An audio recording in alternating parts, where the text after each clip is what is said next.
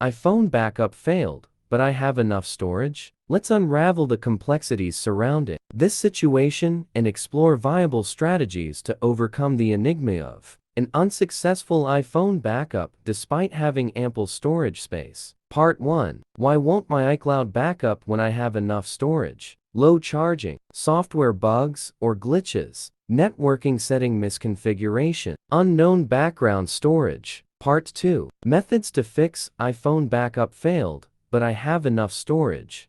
Method 1. Charge your iPhone. Method 2. Check your internet. Method 3. Reset iCloud backup settings. Method 4. Assign Apple account. Method 5. Update iOS software. Method 6. Seek assistance from Apple support. Part 3. Best solution.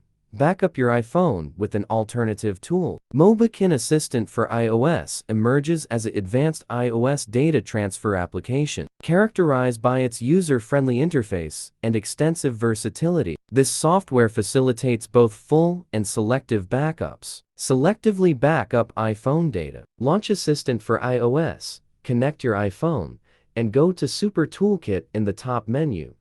Choose iTunes Backup and Restore Backup.